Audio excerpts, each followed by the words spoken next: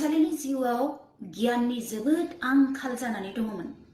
बिनिखायनो बियो फरेनाव थांनानै 10 क्ररनि गियान बायनो थांदोंमोन।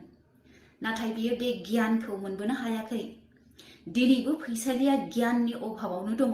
हेलो गाइस, नोंथांमोननिसिम मोनसे गोदान आपडेट भिडिअ लानानै फैलायबाय आरोना गाइस। ओमफ्राय बे भिडिअखौ टाइटेल आरो थाम्बनेल नायनानैथ' एसेब्लाबो बयबो हमनानै मोनखाबाय जानो हागौ आरोना गाइस। ओमफ्राय दिनैनि भिडिअखौ माने मोनायाव बानायनाय जाबाय आरोना गाइस। ओमफ्राय नै दा अखाबो हाबाय दङ।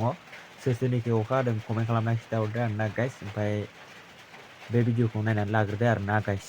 जिउआव गियाननि जोबोद आंखाल जानानै दङमोन। बिनिखायनो बियो फरेनाव थांनानै 10 क्ररनि गियान बायनो थांदोंमोन। नाथाय बियो बे गियानखौ मोनबोनो हायाखै। दिनैबो फैसालिया गियाननि अभाबावनो दङ। बिनिखायनो गावनि गोरोन्थिखौ साइडआव दोननानै सोरखौबा केस होनो, सोरखौबा दुसिनो आरोबाव नाजागासिनो। दिनैनि दिनाव जायहा फैसालि बायदि हिनजावखौ सापर्ट खालामगोन ना, जों मिथिनो मोनगोन बे मानसिनावबो गियाननि आंखाल होननानै। दिनै फैसालि बायदि 10 जन मानसिया समाजनि गेजेराव गुबुंले खामानिखौ मावनो हागौ।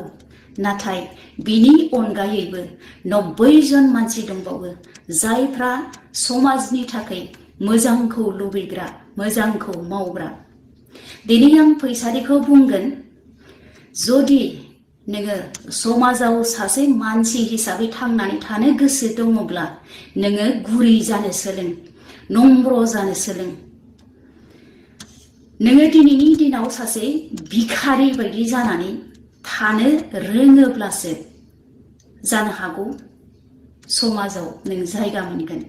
दा बे आब'आथ' जोबोद मोजां बाथ्रा बुंलांबाय आरोना गाइस। ओमफ्राय जाय माने फुलनाय दं बेथ' खोनाखाबाय आरो मा होनदों नुखाबायबो। ओमफ्राय बिदिब्ला गाइस, दिनैनि आपडेट भिडिअआ बेखिनियानोसै आरोना गाइस। ओमफ्राय सोरबाफोर जुदि चेनेलाव गोदानै फैदोंबा लाइक, कमेन्ट, शेयार आरो साबस्क्राइब खालामना गावस्लायजोबना होलांदो आरोना गाइस। ओमफ्राय दिनैनि आपडेट भिडिअआ बेखिनियानोसै लोगोफोर। ओमफ्राय नेक्स्ट भिडिअआव लोगो मोनसिगोन। बाय बाय।